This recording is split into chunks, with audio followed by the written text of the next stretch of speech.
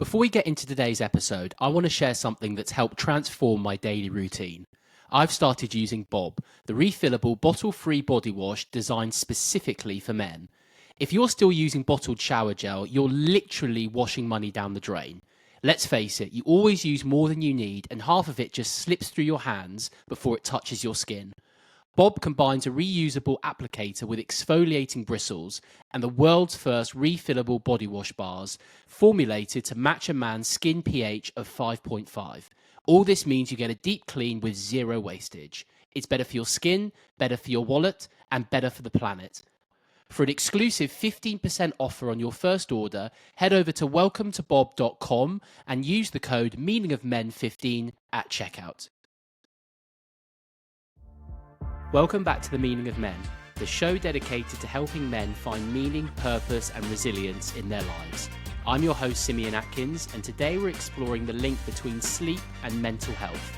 My guest is Dr. Chris Winter, a world-renowned neurologist, sleep expert, and author who has spent over 30 years helping people understand and improve their sleep. We talk about how a lack of sleep can shape our mood, our focus, our relationships, and even our long-term health. Chris breaks down some of the biggest myths around sleep and the key ways to truly optimize it. Whether you're a chronic overthinker at night, someone struggling to prioritize rest, or just tired of feeling tired, this conversation is for you. Let's get into it. Dr. Chris Winter, what would you like people to take away from our conversation today? I guess what I would say is that sleep is probably not as much under your control as you think it is. And I say that as a positive. It's like when you put your car in cruise control and you're going, your speed, there's a little up arrow and the little down arrow. So if you want to go a little faster or a little slower, you can make that adjustment. But by and large, your speed is sort of set. I think sleep is like that we can make little adjustments, and there are important adjustments to our sleep. But I think more people need to feel confident about the fact that it's impossible not to sleep. So this idea that we've got industries around helping people who can't sleep is kind of a fallacy. That I've been doing this for 30 years. I have yet to see a person who can't sleep. Now, that doesn't mean your sleep's perfect or it can't be enhanced or improved or some underlying problem be fixed, but I think we should all just, take a collective deep breath and sort of relax about sleep, that it's kind of like breathing. Yes, we can control our breathing, but when we forget about breathing, we keep breathing. Do you know what I mean? Like our body's got it under control, even, so to sit and worry about sleep is kind of sitting around worrying about forgetting to breathe. It's just not going to happen. Give me a sense of the journey that you've been on over the last 30 years. How have you come to dedicate so much of your life and your work to sleep and helping people better understand and manage sleep? I mean, I guess it began when I was little, like really little, school deciding to become a doctor, which is absurd, really. It's like a kid wanting to be an astronaut or a spy or a ninja. You know what I mean? Like you've got these great ideas. I think I went through all three of those phases, by the way. It was just a coin flip whether I would be a ninja or a sleep doctor. But so you get to college and you're like, okay, where do I sign up to be a doctor? Kind of like you're so ignorant about the whole situation. Where do I get the white coat thing and the stethoscope? Is there a place you sell the? So I went to my advisor and he said, you should probably work with some doctors before you decide you want to be a doctor. And there's some doctors who you can do research for. So I started doing research for a sleep doctor at the University of Virginia named Paul Surratt, who was just the kindest, nicest guy, father figure, mentor, name it. And so I kind of got into this field completely accidentally, didn't even know. I mean, I remember being told, well, he's a sleep doctor. I was like, that's a thing? Like, I've never seen that TV show before. So yeah, it was just kind of accidental. And even when I started working with him, it wasn't, okay, well, the career has been found now. It was like, this is kind of cool, but I'm still going to be a different kind of doctor, whatever. And so it just was kind of circumstances and mentors, and here you are today. And I'm certainly glad people invested in me and took some time to teach me some things. And I think the community is awesome, and maybe I'll be able to pay this forward in some way. That would be a dream. I feel like sleep is one of these things that is near the top of people's lists when it comes to things that they feel that they can improve on in some way or do better, sleep longer or get better quality sleep. But actually, I think that there's probably a lack of understanding of how to do that. And also, then when reality hits and life hits, it almost takes a bit of a back seat. You know, we'll just stay up a little bit later to do this or get up a bit earlier to do that. I think what's going to be fascinating about today's conversation is the implications of that on mental health. And it's something that I'm becoming a bit more aware of now. I think logically I can understand the connection. I think everyone listening will kind of appreciate the more sleep and the better quality sleep you get is ultimately better for your physical health. But now I'm starting to learn a little bit more about the implications around mental health as well. What I hope that people take away after this conversation is getting a better understanding of that and how to prioritize it better and how to get better quality sleep, even if they are leading obviously very busy lives. I want to start with a really deliberately basic question. And I want to ask you what the clinical definition of sleep is. Yeah, the clinical definition is probably easier than, why we sleep, which is kind of elusive. The clinical definition of sleep is an individual being in a state of unconsciousness where the brain is not really responding to stimuli. That's what I would call sleep. Sometimes they throw into the definition lower brain activity. I think that can be a little misleading in the sense that your brain is really active during sleep. If you ever have the opportunity to sit with somebody who's, recording a sleep study and looking at the brain activity as the person sitting there getting ready for the study, reading their book, turn the lights out, they fall asleep, they dream, they go into deep sleep. There's nothing inactive about it. There's the individual's inactive, the muscle activity is inactive, but man, the brain's doing its own thing. It's a different activity state than what you would see in wakefulness, but it's active nonetheless. But the individual is relatively unconscious and they're not really responding to stimuli. You know, poke them or say something out loud. Generally speaking, if they're still sleeping, they don't respond to it. So I think to me, that's really the way I would define it. The question, okay, well, why? Why would we evolve to create that scenario? That's where people are not really sure. And we know you can eventually kill somebody by not letting them sleep. So it's as fundamental as breathing or consuming hydration. I mean, it's very important and probably has something to do with energy conservation and the way we accumulate certain neurotransmitters and kind of resetting that.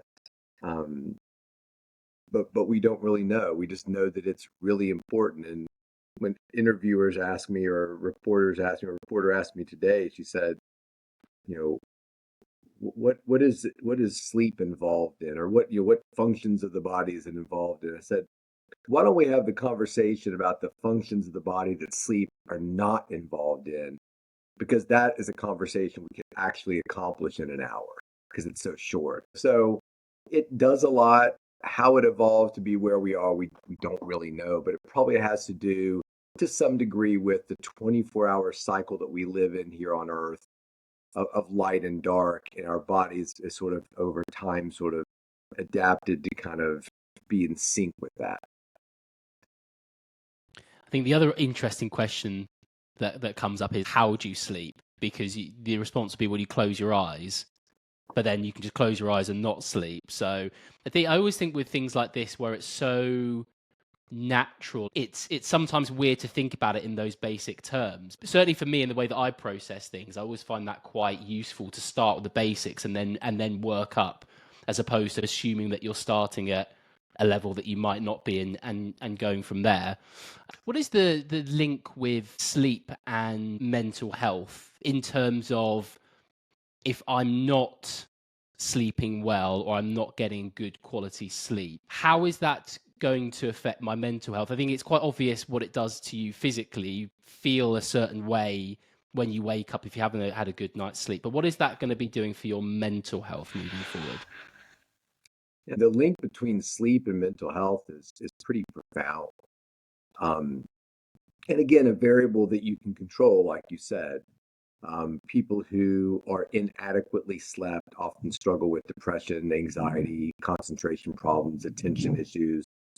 And then conversely, people who have those problems, anxiety, depression, often report worse sleep. So it's certainly bidirectional in terms of the way that works.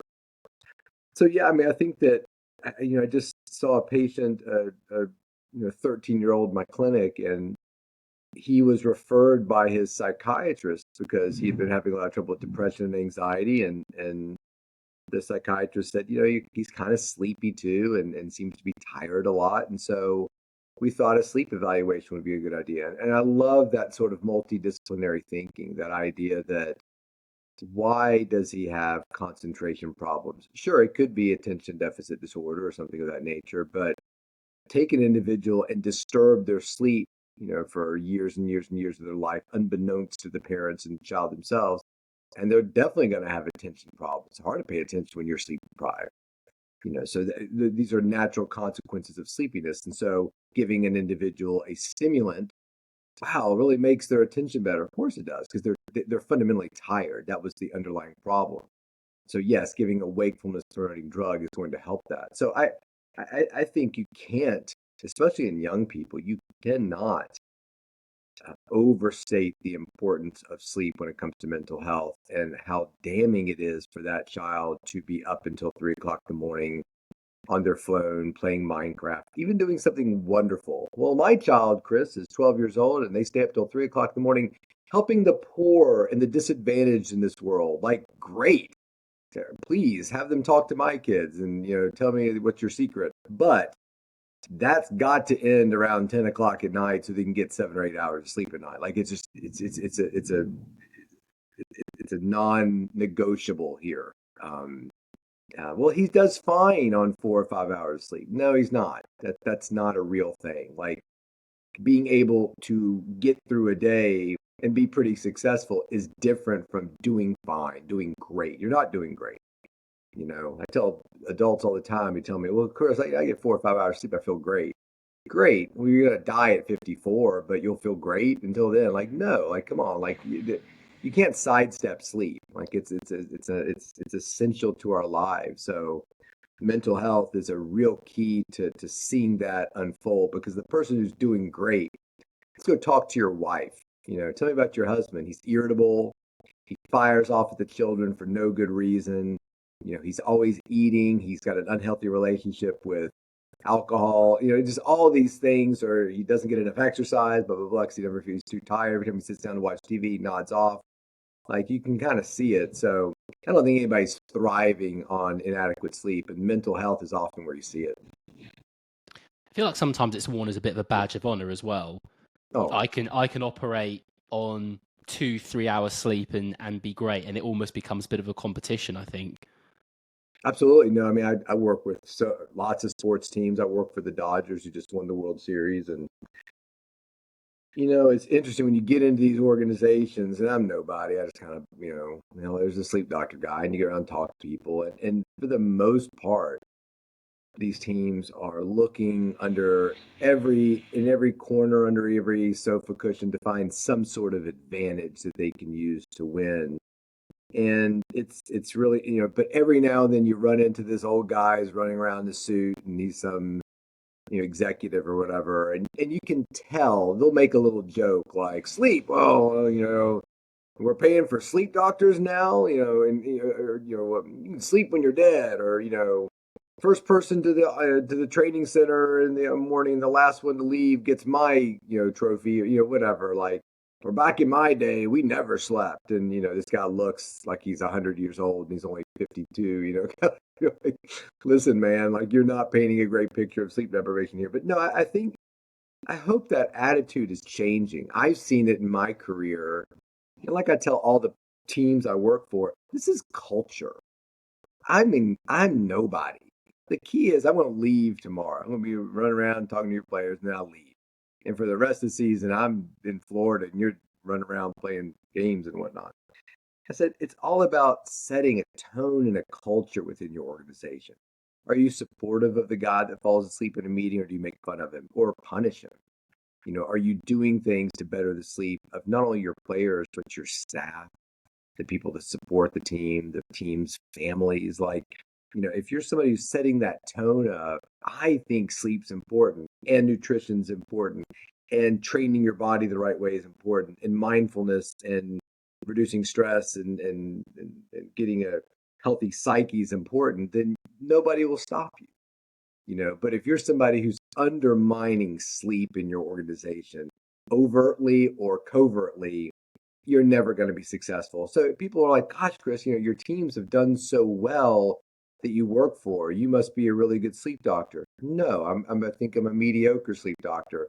But the team deciding to get a sleep doctor says everything about the team, right? We're going to pay some random guy that clearly has never played our sport to come out here and do some stuff with our players, to evaluate them, give us some ideas of how we can travel better and sleep better. That's the reason why they're successful. Because if they're doing that with sleep, they're doing it with everything. So, anyway.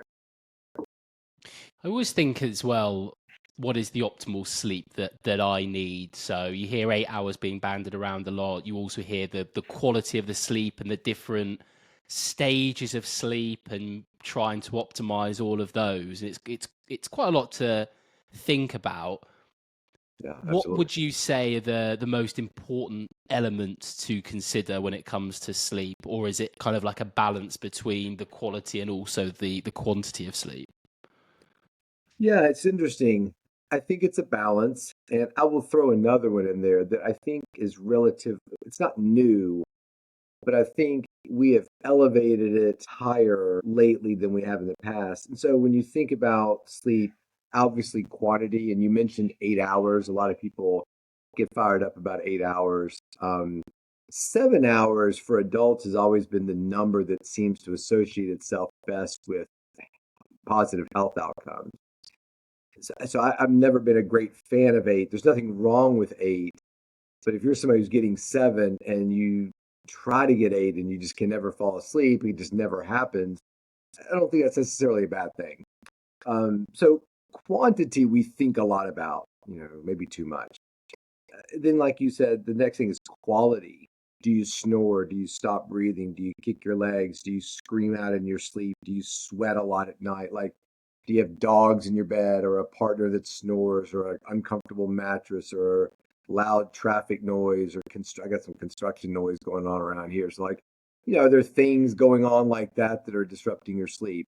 So there's the quantity and quality. I think the third variable that we need to think about or throw in there is consistency. Because you can have great quality sleep and you can get we'll call it 8 hours, whatever, 7 hours every night. Chris, I am the best sleeper. I've had 3 different sleep studies. My sleep is that of a god.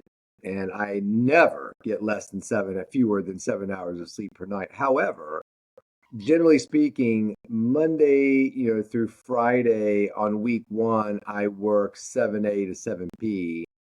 Then I have the weekend off. And then the next week, I work 7P to 7A. So you're flip flopping your schedule 180 degrees every 7 days. Yeah, I am. But I sleep great. It never bothers me. I can always fall asleep just fine. And I always get my 7, 8 hours of sleep. I think that flip flopping can be a real disaster. And the more we start looking at, the timing of things, timing of nutrition, chrononutrition. Is it enough to eat well and eat the right amount, or do you have to eat well and eat the right amount at the same time every day so your body can anticipate the sandwich is on its way? I think that idea of chrono sleep is really important as well too. And I just did a podcast about um, timings and things like that, and whether or not I'm sorry, we did a podcast about cancer and sleep.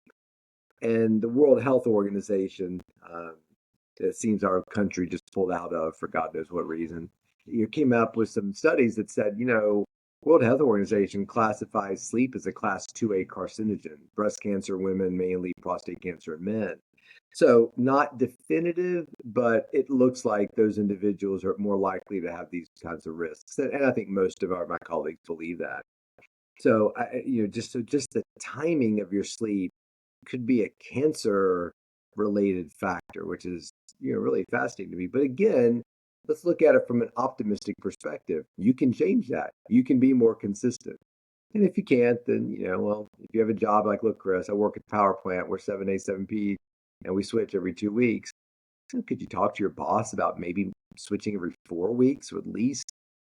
That's a lot more consistency over your lifetime. Just adding on 2 more weeks before you make that change. So there's always things you can do to kind of improve those things. But those are the three indices that I would think about: quality, quantity, timing. So on the consistency front, because I always think, okay, if I only get 4 hours sleep tonight, I can then backload that and do 9 hours the next night and sort of like make up for it. But are you saying from a consistency standpoint, it's much better to just have the 7 7 7 if you can versus try to make up hours the next night and the night after? Yes, but I think you bring up the topic of we're not going to have perfect consistency. I mean, I love this guy that's trying to like biohack himself to live to be 300. A, not sure anybody should be living to 300. I don't think it sounds like a great, he's going to fail. I mean, and that's not a particularly hot take. Like, but, the thing of it is that maybe we don't have the ability to lead the perfect nutritional exercise, whatever life this multimillionaire does. Our bodies are made to absorb some inconsistency. I mean, there's not an animal, living creature on the planet that's perfectly synced. Something is always in the way, a predator, a storm, whatever it is. So, I, you know, I just saw a New York Times article about, 7 myths about sleep, and I really liked it. I didn't like, it was like myth, you can make up for lost sleep, and then truth, you can't.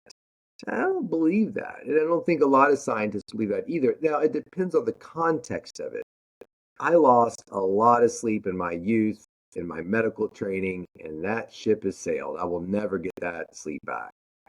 The idea that what you said, for some reason, I mean, I stayed up really late last night. I chose to do it. I'm going to admit it. I'm a hypocrite. I know what you're getting into, listener. Um, but I just was so behind and I had a lot to do. So I stayed up, quite a bit later than I typically do. That is the exception. I used to do that kind of stuff a lot. I do not do that anymore. And when I do it, I know I'm hurting myself. Now, I've seen research that says, look, forget about 7 hours a night. Think about 49 hours a week. Can you repay a sleep debt? This study said, of course you can, but it needs to be within about 7 days. So think of your sleep like a credit card. It's not, I got to get 7 hours a night. It's, I got to get 49 hours this week. So if the thing happened that you just said, you got 3 hours sleep last night, I think I got four.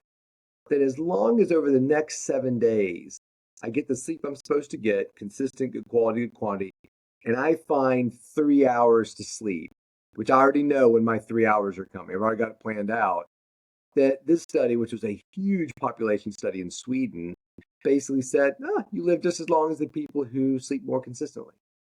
What you can't do is, A, make that your plan A, where you're like, well, I'll just, use this sleep credit card Chris was talking about, and I'll just go on. No, it should be the plan B or plan C. When all else fails, you rely on this. And number two, it only works in the short term.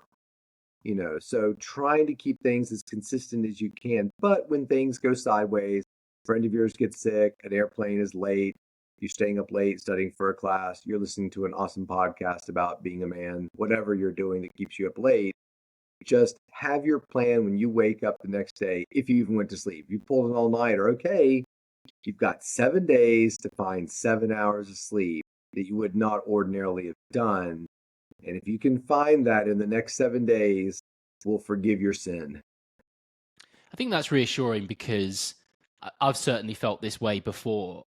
I want to nail sleep, but I just know that life is going to get in the way. I've got two young kids. I mean, even before that, there was always things that would come up that would mean one night I wouldn't get enough sleep. And I certainly heard a lot that you had to do it consistently for it to actually make a difference. But I think, to your point, maybe not having it as your plan A, but at least you know when life happens, Yeah. right? Like you can make up for it, so it's not being dismissive of it immediately. You know that you can fall back on that if you And need we're to. designed to be that way. Look at the firefighters fighting fires out in LA.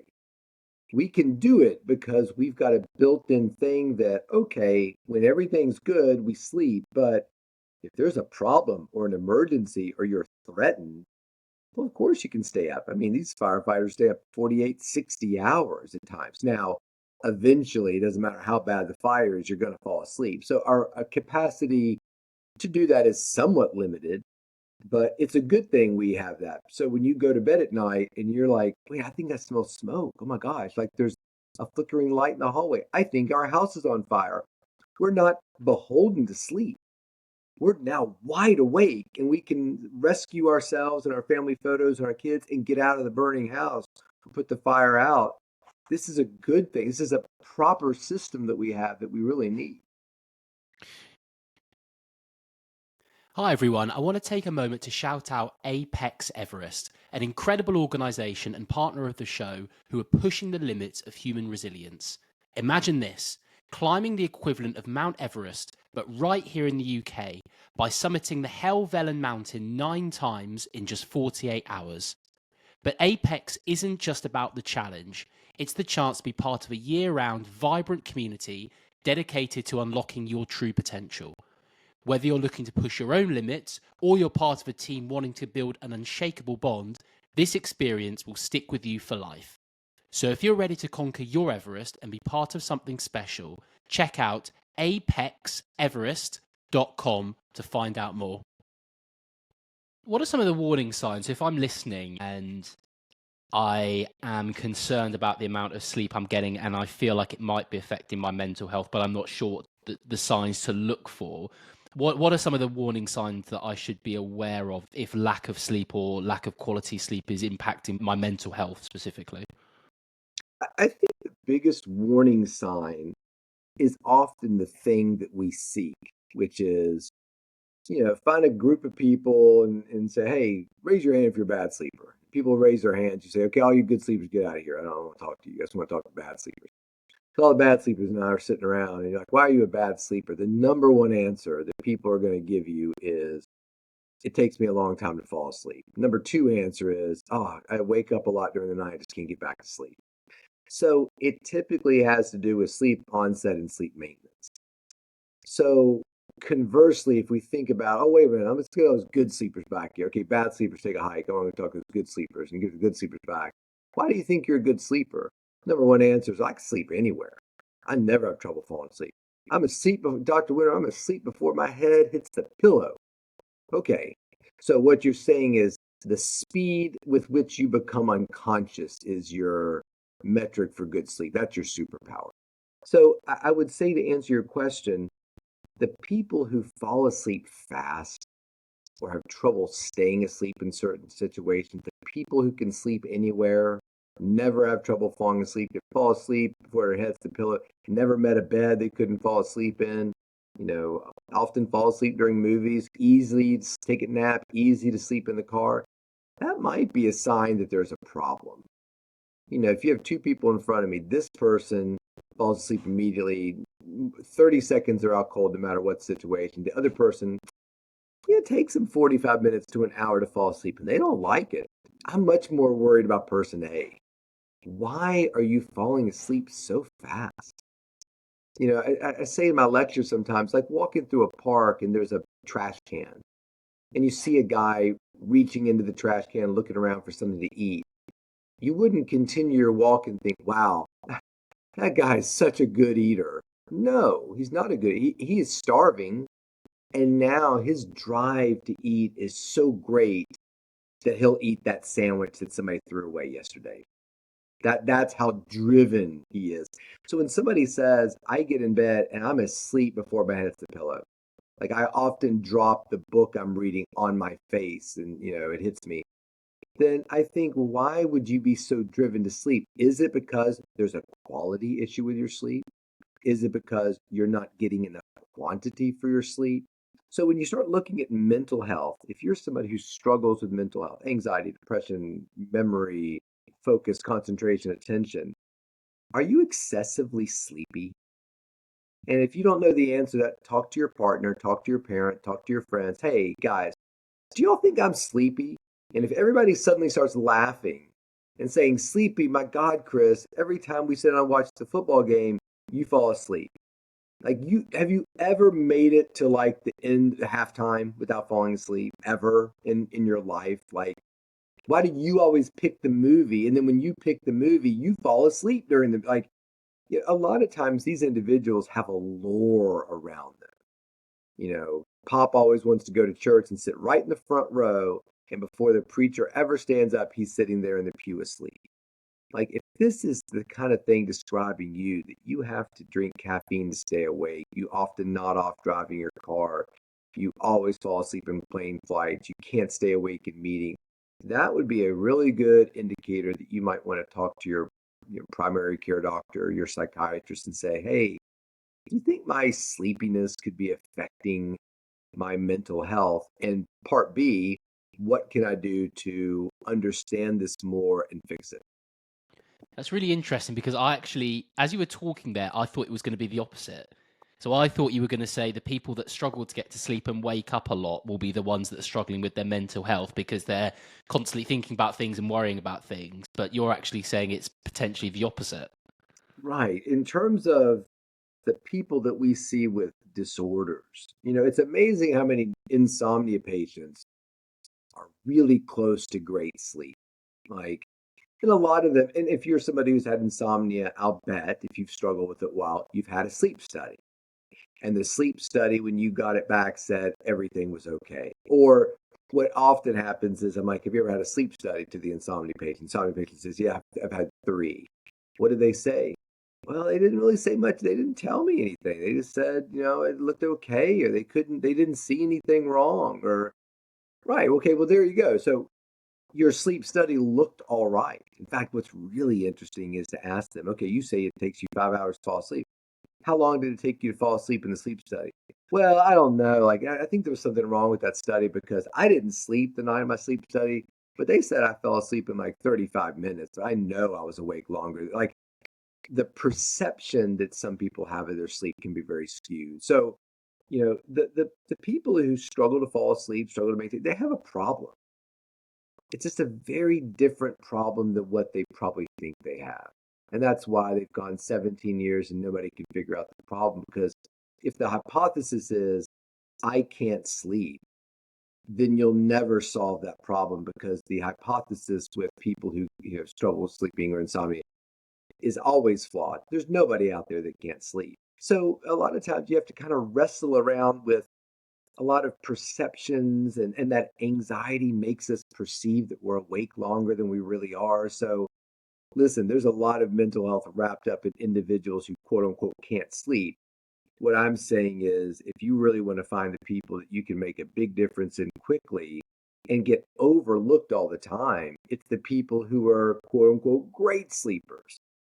You know, I know these people. Like, well, I don't need to see you, Chris. I'm a great sleeper. I can fall asleep anywhere. I can fall asleep on a pile of rocks. Really? Well, does that not concern you? You can fall asleep on a pile of rocks. Why do you think that's possible? Because you're so driven to sleep that your body's like, screw it, let's sleep on rocks. I don't care. We've got to get some sleep somehow. Like, so we just spend so much time focused on insomnia that we just completely ignore hypersomnia, and that's where the money's at. And hypersomnia being when you just fall asleep very Yeah, quickly. you're excessively sleepy.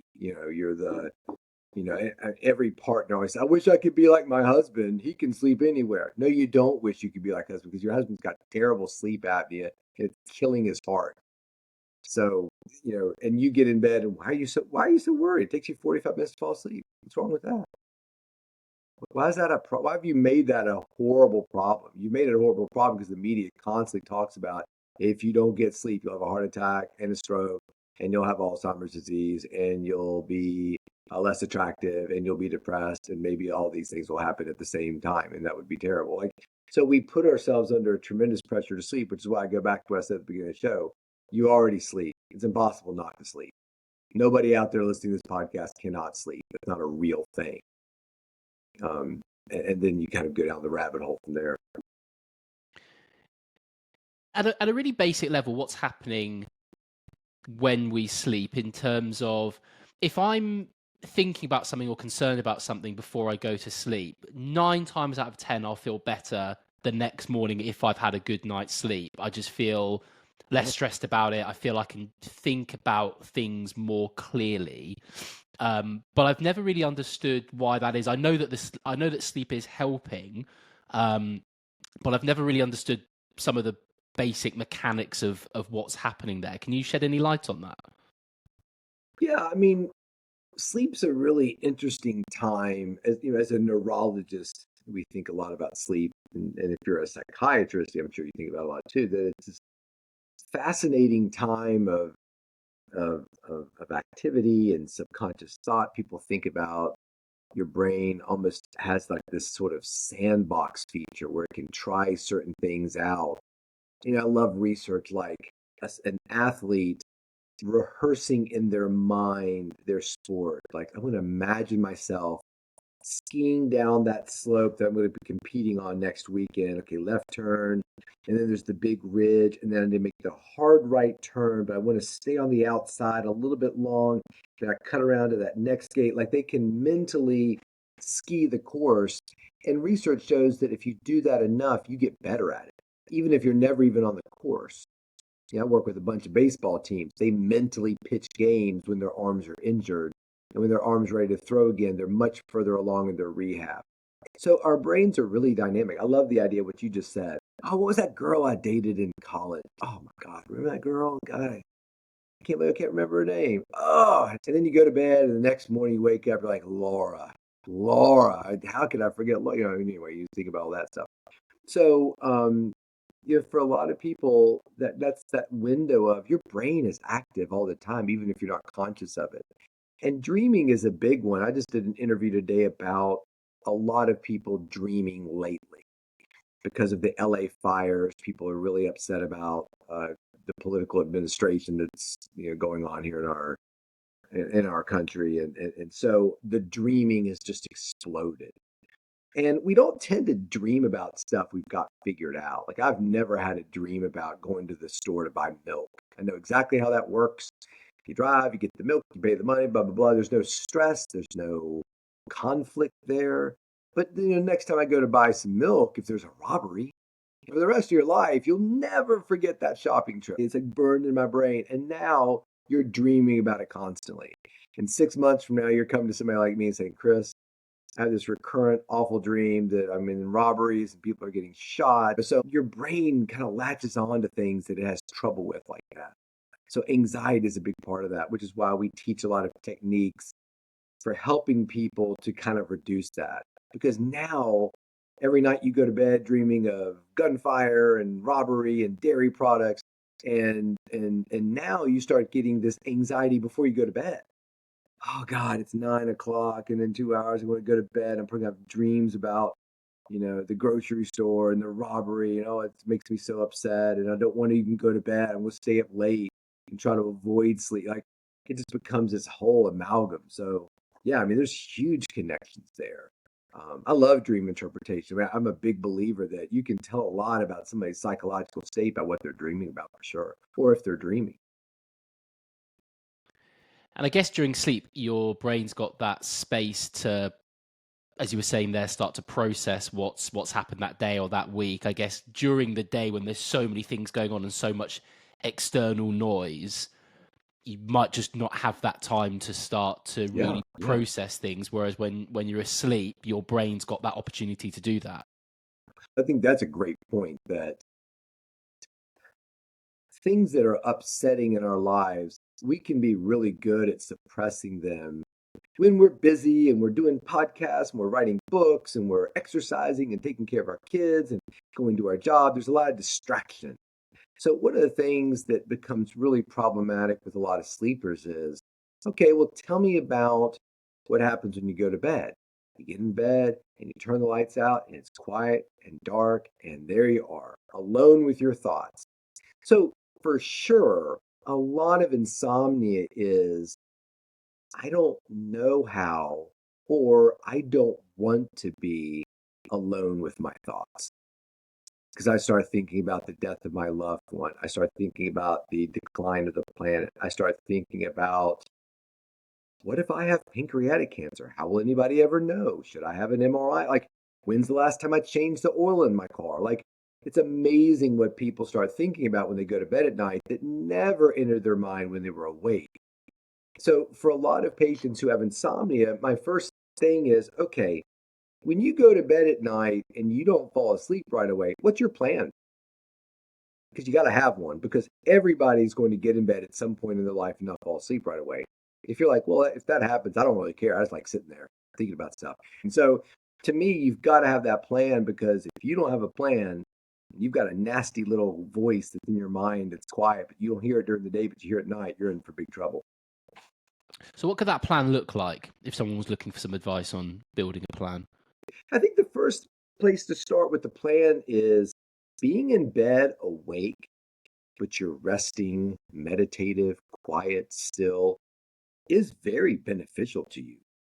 The idea that if you get in bed and you don't fall asleep right away, then you're really screwing yourself. No, like I always tell people, I hate the advice get in bed, and if you're not asleep in 15 minutes, get up and go do something.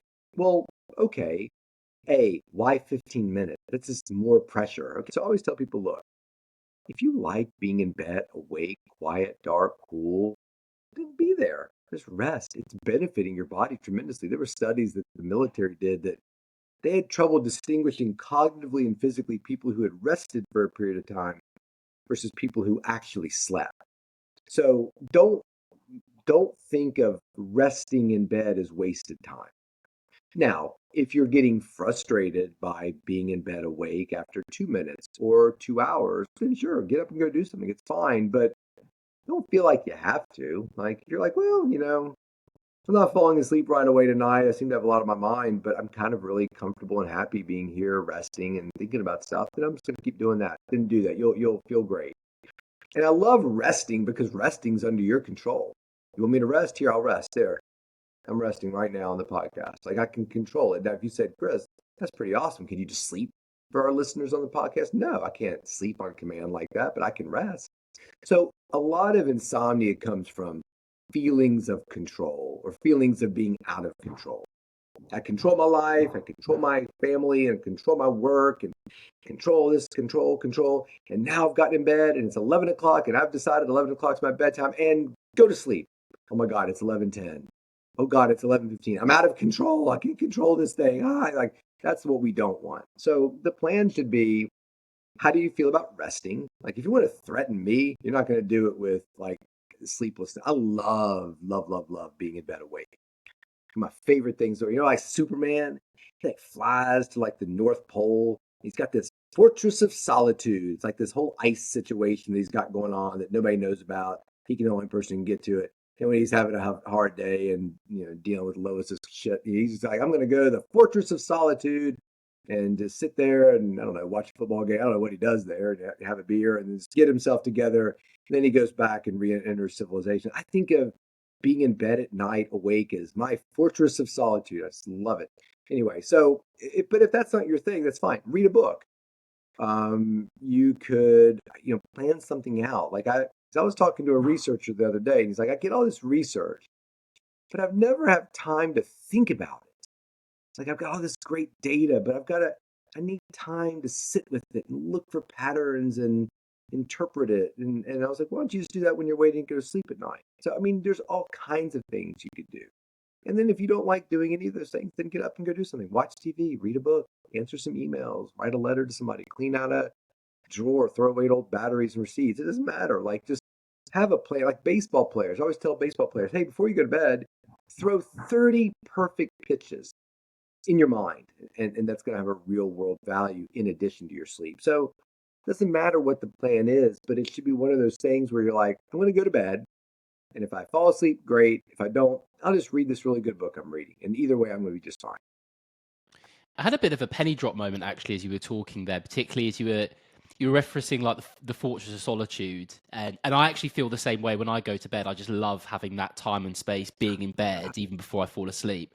And one of the things that struck me as we were talking there was the obvious benefits of when you're actually sleeping, what that's doing for your mental health. But I actually think there's an opportunity to use that period before you fall asleep to help with your mental health as well, because you can use that quiet time to start processing some of these things that you've been thinking about during the day or thinking about during the week, and start to make sense of things, maybe start to try and bring some of the anxiety down, try to work through some things.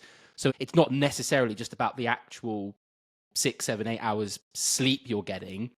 It could be that half an hour, 45 minutes before you go to sleep. That's also time that you can use to help with your mental health as well. Yeah, absolutely. And it kind of that time period sort of sets the tone for sleep. Like we do that with babies. We'll read 3 books and then we're going to turn the lights down and we'll scratch your back and we'll sing this song and we'll do this like and every night you kind of do the same. Okay, and we're going to read 3 books and we'll always last book we'll always read is Good Night Moon, and then we'll say our prayers if that's something you like to do. Like you just kind of so it's almost like a road sign. Okay, the thing's coming up in 10 miles. You drive a little bit. Okay, thing's coming up 5 miles. Okay, you better get over in the right-hand lane because it's coming up in 2 miles. Like, so it kind of gives your brain the sense of versus stress, stress, stress, murder show. I love people that watch murder shows for a good bit. So to me, like, I think it's a really important thing for people to pay attention to that pre-sleep period, just like an athlete getting ready to sleep. This is a great time for yoga. My daughter teaches an online yoga class on Monday nights from 7:45 to 9 p.m. designed for you to do in your home to kind of get ready for bed. It's so smart. I love it. Doesn't have to be something that elaborate, but just turning some lights down, dropping the temperature, reading a book that doesn't involve, CSI detectives or whatever, like just, kind of having that little mellow time where you're turning off the computers, putting your work away. The emails will be there tomorrow. And I'm feeling like a real hypocrite for saying that because last night I was like, I'm getting through these emails tonight before I go to bed. But, all those things are really important. Stretching, gentle exercise before you go to bed. Some people like your hot shower or something like that. So when you get out of the shower, you cool off. A little tea. Big fan of herbal teas, chamomile, passion flower. Turn the lights down in my shower, my comfortable pajamas, so I feel that different texture of fabric. Drink my little tea. What a nice way to kind of ease yourself to that point where your brain's like it's seen all the road signs, it knows sleep's ready to go. I'm making no comment about the murder mysteries before bed You one of because those people? I love might it. be might be I guilty of love that. it. I I might be know. guilty of that. But the reason I really love this actually, and I really hadn't thought about this before we started our conversation, is that I think you can maybe put a lot of pressure on the actual act of sleep itself. And I guess there are a lot of variables to that to a certain extent. But what you really can control is what is happening before you go to sleep, that sort of routine that you have. And I think if you are looking to get more from like a mental health perspective from that whole process of sleep, that could potentially be a really good starting point, is looking at that, as opposed to maybe just the, okay, well, how do I get 7+ hours sleep? How do I get more Yeah, quality sleep? absolutely. So yeah, I really like that. Dr. Chris, has been a really fascinating conversation. Is there anything relating to sleep and mental health that we haven't spoken about today, but we really should have done? No, I mean, I think it's great. I mean, I do a lot of interviews and stuff like that. I just love the idea that you made sleep and mental health kind of that focus. I think that's a great framework for it. The only thing that I would add is there are a lot of people who see therapists and counselors, and I think it's great. And I think it's completely fair game for you to say, especially if you feel like your sleep isn't awesome, to talk to that person and say, listen, I love coming to talk to you. You've been a real help to me. Do you think my sleep could be playing a role in my mental health, the slowness that it's taken me to get better, the lack of response I've had to some of these medications. I do find that so many mental health experts are really leaning into sleep, but we all have our blind spots. I was talking to a young female athlete. I just couldn't figure out why in the world she's so tired and talking about her sleep, what your pillow looked like, mattress, blah blah blah. And I was thinking about her, and I was like, well, let me think about some stuff some more. We'll talk in a week. And 2 days later, the coach called up and said, "Oh, we figured out she's pregnant." I'm like, "Oh, I never considered the fact that she would be pregnant." So that was a big blind spot of mine. It'll never happen again, but it certainly did that time. So I think that you're talking to your mental health team professionals about sleep, or if you don't have one, just your primary care doctor saying, "Look, my mood's not been great. I'm kind of struggling. My anxiety's a little higher than normal." If you feel like your sleep is not great, see a sleep specialist, or lobby for a sleep evaluation. I mean, there's never I've never done a sleep study on somebody and thought, "Oh, I really wish I hadn't done that." You always learn something interesting from them. So I think, being your own advocate, particularly in this day and age, I think is really important. So advocating for sleep to be a component of how you're looked at, I think is really important. Dr. Chris, thank you. That has been a really, as I said, a fascinating conversation. And I think what's really struck me is it's been quite an empowering conversation, because I think, and I've certainly felt this in the past, there's only so many things I can do to control my sleep. Some people just naturally sleep better than others, but I'm also very aware of the importance of sleep for physical and mental health. And I think talking about things like, if you do miss a few hours here and there, it's okay. It's not the end of the world. You can make that up later in the week. Life is always going to get in the way, and not to be worried about always being so rigid. And I think the really striking thing for me has been thinking and being more conscious about this process before sleep, and how, not just how that can help your sleep ultimately, but actually how you can use that time to help with your mental health, how you can really almost enjoy that period before going to sleep Yeah. as well, like not feeling rushed to go to sleep, actually just kind of taking that half an hour, 45 minutes, an hour, however long it takes, and just enjoying that time, starting to process things, starting to make sense of things before you fall asleep. And that can be really beneficial, as well as the actual sleep itself. So that's definitely something I'm going to take away from this. So yeah, thank you very much for your time today. It's been a great chat. You bet. And enjoyment is a great word. When you enjoy something, it's hard for that thing to cause you pizza causes no anxiety in my life because I love it. So when you run towards the bedroom and you run towards the wakefulness in bed, not away from it screaming, it suddenly loses its power. Do you know what I mean? Like, and I've had patients even say that, like, I don't know what my problem was before. Like, now I just get in bed and enjoy it. And if I sleep right away, great. If I don't, it's fine. And you can see it in them. It's like, that's all I had to do to get out from under this massive weight. So I'm glad you said that there's a lot to be enjoyed in a bedroom. And sleep or rest or being there in the dark, whatever, trying to figure out, how the detectives missed all those clues in that crime scene. If that's what you want to think about, then you go right ahead if that brings you joy. Dr. Chris, thank you. You're welcome.